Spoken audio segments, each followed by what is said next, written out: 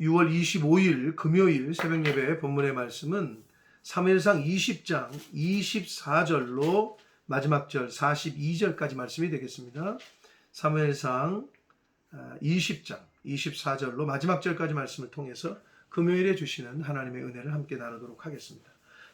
오늘 본문 단락에서는 요나단이 이제 사울 왕 아버지 사울이 다윗을 진짜 죽일 건지 말 건지 이걸 확인하는 장면이 나옵니다. 그리고 아버지 사울이 다윗을 죽인다는 마음, 의지가 확실한 것을 알고 요나단은 다윗과의 약속을 성실히 이행을 합니다. 다윗을 도와줍니다. 그러한 내용, 그리고 눈물의 이별을 하는 요나단과 다윗이 이제 눈물의 이별을 하는 그러한 장면이 오늘 단락에 이제 기록되어져 있습니다. 자, 오늘 말씀을 통해서 오늘 하루 우리에게 주시는 교훈을 함께 받도록 하겠습니다. 자, 24절입니다. 다윗이 들에 숨으니라. 초하루가 되매 왕이 앉아 음식을 먹을 때에. 자, 월삭 초하루 때에 다윗이 그 자리에 참여해야 되지만 왕과의 식사 자리에 참여하지 않고 들에 숨어 있기로 했고, 그래서 요나단이 아버지 다윗의 사울의 다윗에 대한 마음을 이제 떠봐서 심중을 이제 알아봐서 다윗에게 알려주기로 그렇게 약속을 했단 말이에요.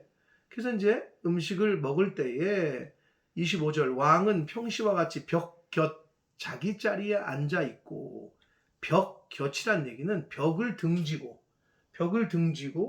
이제 모든 사람 앞에 정면을 다 볼 수 있고, 벽을 등졌다는 것은 이제 가장 안전한 자리이기도 하고, 왕이 자신이 앉는 자리에 앉아 있고, 요나단은 서 있고, 아브넬은 사울 곁에 앉아 있고, 다윗의 자리는 비었더라. 자, 그런데 26절 그러나 그날에는 사울이 아무 말도 하지 아니하였으니, 묻지를 않아요. 다윗 어디 갔냐? 물지는 않는 거예요. 이는 생각하기를 그에게 무슨 사고가 있어서 부정한가 보다, 정령이 부정한가 보다 생각했다는 거예요. 이 말은 뭐 시체를 가까이 했다든지 아니면 부정한 거를 만졌다든지 이러면 함께 이렇게 하루 동안 정결하게 이렇게 또 혼자 있어야 되기 때문에, 정결 의식을 행해야 되기 때문에, 그래서 참여하지 못한 것으로 우연한 사고로 인한 부재로 그렇게 생각을 했다는 거예요, 사울 왕이. 근데 27절 이튿날 곧 그 달의 둘째 날에도 다윗의 자리가 여전히 비었으므로 사울이 이제 물어보는 거예요. 그의 아들 요나단에게 물어요. 이새의 아들이 어찌하여 어제와 오늘 식사에 나오지 아니하느냐 라고 묻습니다. 여기서 다윗이라고 얘기하지 않고, 또는 내 사위라고 얘기하지 않고, 이새의 아들이라고 가문의 이름을, 이렇게 아버지의 이름을 들먹이면서 얘기를 해요. 이거는 사울 왕이 다윗을 비하하는 표현이에요. 이미 심중에 다윗을 좀 깎아내리고 싶은 마음이 있어요. 그래서 이새의 아들이라고 부르고 있습니다. 28절을 봅니다. 요나단이 사울에게 대답하되 다윗이 내게 베들레헴으로 가기를 간청했다. 약속한 대로 이야기하는 거예요.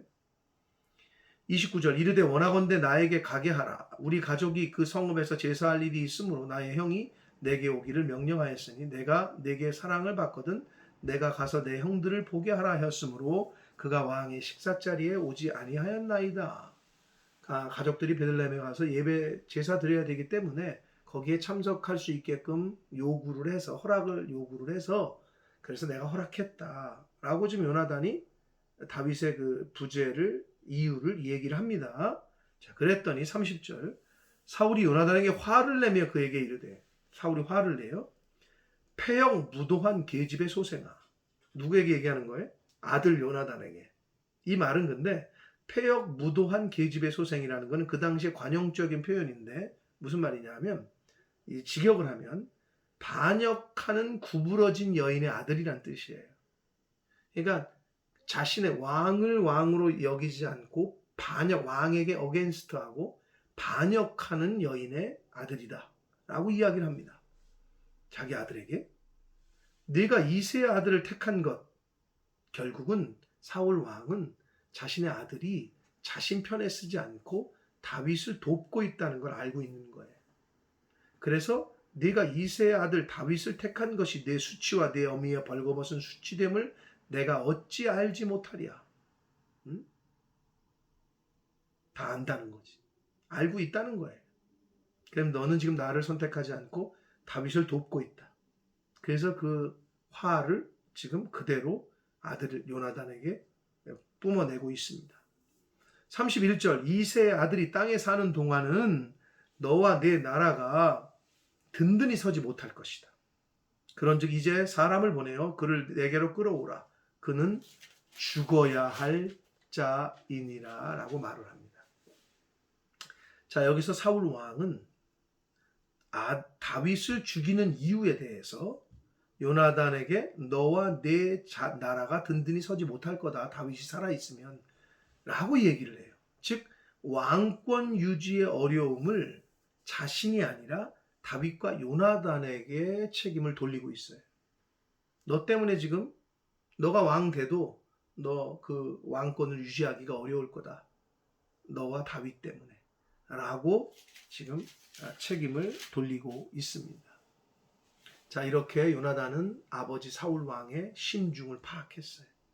드러났어요. 속마음이. 이 32절을 봅니다. 요나단이 그의 아버지 사울에게 그러나 대답하여 말합니다. 그가 죽을 일이 무엇입니까? 무슨 잘못을 했습니까? 라고 말을 합니다.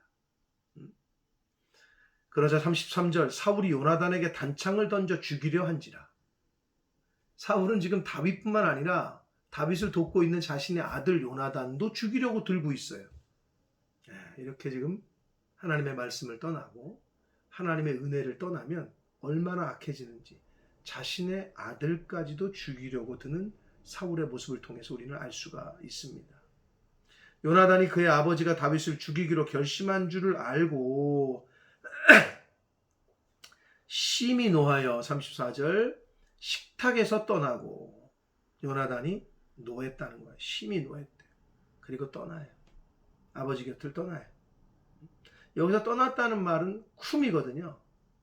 일어나다, 달리다 쿰, 소녀여 일어나라 할 때 쿰, 일어나라 이런 뜻인데 이 요나단이 아버지에게 화를 내고 일어났다는 떠났다는 표현은 요나단이 사울과 결별했음을 의미를 하고 있습니다. 자, 그래서 그 달의 둘째 날에는 먹지 아니하였으니 이는 그가 그의 아버지가 다윗을 욕되게 하였으므로 다윗을 위하여 슬퍼했다. 요나단의 다윗을 향한 마음을 어떤지를 알 수가 있습니다. 35절부터 이제 40절까지에서는 다윗에 대한 요나단의 그 약속한 거, 언약한 거를 요나단이 성실히 이행을 합니다. 35절을 봅니다. 아침에 요나단이 작은 아이를 데리고 다윗과 정한 시간에 들러 나가서 36절 아이에게 이르되 달려가서 내가 쏘는 화살을 찾으라 하고 아이가 달려갈 때에 요나단이 화살을 그의 위로 멀리 쏘아요. 멀리 쏜다는 것은 사울이 다윗을 죽이기로 작정했다라는 암호죠. 멀리 쏘아요. 그래서 아이가 37절 요나단이 쏜 화살 있는 곳에 이를 즈음에 요나단이 아이 뒤에서 외쳐 이르되 화살이 내 앞쪽에 있지 아니하냐. 잘 찾아봐라. 앞에 앞쪽에. 38절 요나단이 아이 뒤에서 또 외치되 지체 말고 빨리 다름질하라 라고 말을 합니다. 다윗이 듣게끔 도망가라는 거죠. 요나단이 아이가 화살을 주워가지고 주인에게로 돌아왔으나 39절 그 아이는 아무것도 알지 못하고 요나단과 다윗만 그 일을 알았더라. 약속한 대로 행한 거예요. 40절 요나단이 그의 무기를 아이에게 주며 이르되 이것을 가지고 성읍으로 가라. 이제 요나단이 그 자신의 몸종을 돌려보냅니다. 41절 아이가 감에 다윗이 곧 바위 남쪽에서 일어나서 여기서 일어나서도 쿰이에요. 떠나다 일어나다.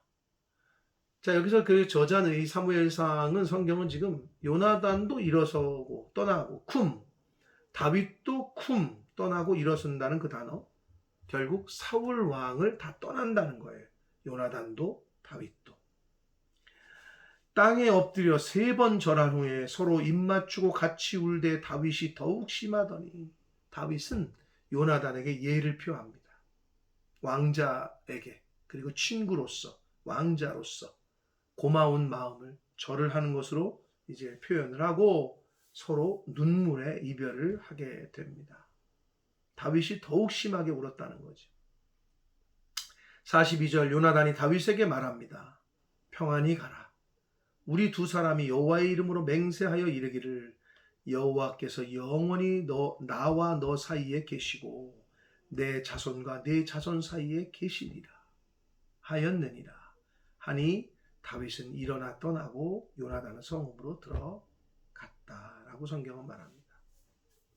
그러니까 다윗과 요나단, 여기서 계속 그런 표현이 나오는데 하나님이 우리의 증인이시다 이런 표현이 나오고, 오늘 이 42절에서는 여호와께서 영원히 나와 너 사이에 계시고 내 자손과 내 자손 사이에 계신다 라고 말씀하고 있어요. 사랑하는 성도 여러분, 어떤 인간과 인간 사이에서의 어떤 관계 릴레이션십이 깨어지지 않고 변하지 않으려면 지금 이 성경에서 말씀하고 있는 대로 여호와께서 영원히 나와 너 사이에 계시고 내 자손과 내 자손 사이에 계신다. 하나님이 그 사람과 사람 사이에 그 관계 가운데 계실 때, 즉 결국 주 그리스도 안에 있을 때의 그 관계는 끊어지거나 변하지 않고 유지가 됩니다. 하나님이 함께 하시는 관계가, 하나님이 중간에 딱 계신 그 관계가 끊어지지 않고 그 관계는, 그 약속은 신실하게 지켜집니다. 그러나 부부지간일지라도, 부모와 자식지간일지라도, 형제지간일지라도 하나님이 함께 하시지 않는 관계는 깨지게 됩니다. 그것을 오늘 말씀을 통해서 우리가 볼 수가 있습니다. 사랑하는 성도 여러분, 또한 우리가 하나 교훈을 받을 수 있는 것은 이 요나단이 아버지의 그 행동과 그의 다윗을 죽이려고 하는 모습을 보고 34절에 심히 노하고 식탁에서 떠났다고 했잖아요. 하나님의 사람들, 성도는 불의에 대하여 거룩한 분노를 가질 수 있어야 되고, 또한 슬퍼할 줄도 알아야 되고, 또 불의에 대해서는 떠날 줄 알아야 합니다. 요나단의 모습처럼. 비록 자기 아버지였어요. 그럼에도 불의한 일을 행하자 요나단은 아버지에게 정중하게 충고를, 어떻게 보면 조언을 해요. 충언을 드려요. 다윗이 뭐를 잘못을 했습니까? 무슨 죽을 죄를 졌습니까? 그런데 이렇게 말할 수 있는 요나단, 이게 성도의 모습이어야 되고, 진리를 진리대로, 진실을 진실대로 충언을 할 수 있는. 그리고 또 하나, 여기서 그렇게 충언을 했는데도 사울왕은 듣지를 않아요. 이 악한 사람들, 거만하고 교만한 사람들의 특징은 바른 충고를, 바른 말을 듣지 않는 것이 특징이에요. 조언을 해줘도, 충언을 해줘도 듣지를 않아요. 사랑하는 성도 여러분, 성령께서 우리 마음에 감화감동하시고 말씀하시고 할 때에 그 소리에 귀를 기울이고 순종하고 잘 들을 수 있는 저와 여러분 되시기를 축복합니다. 그리고 오늘 그 요나단과 다윗의 관계 가운데 하나님이 그 가운데 계셨기 때문에 그 둘의 우정은 아주 아름답게 신실하게 지켜지고 또 오래 갈 수 있었다.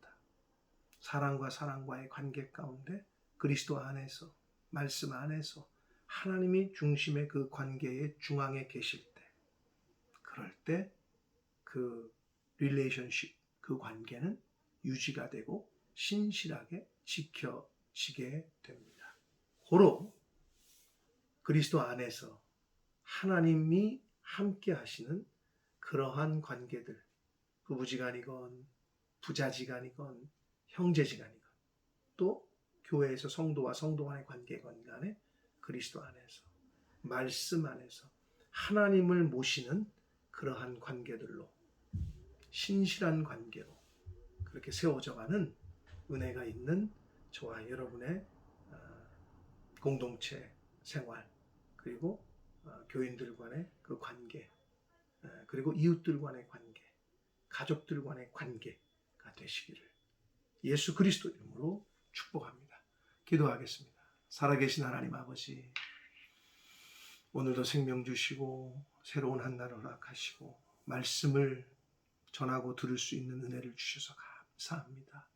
아버지 하나님, 오늘 요나단과 다윗의 그 우정, 그 관계 가운데 그 관계가 아름답게 지속될 수 있었던 것은 여호와께서 너와 나 사이에 계시고 하나님이 그 관계 가운데 함께 하셨기 때문임을 오늘 교훈 받았습니다. 아버지, 부부지간이라도 부자지간이라도 형제지간이라도 그 관계가 온전하게 신실하게 유지가 되기 위해서는 하나님이 계셔야만 가능하다는 것을 다시 한번 깨닫습니다.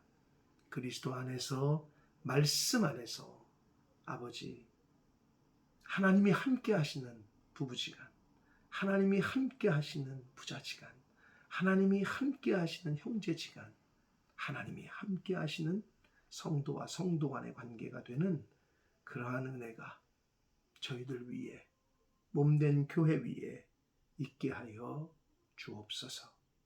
예수 그리스도 이름으로 축복하며 기도 올리옵나이다. 아멘.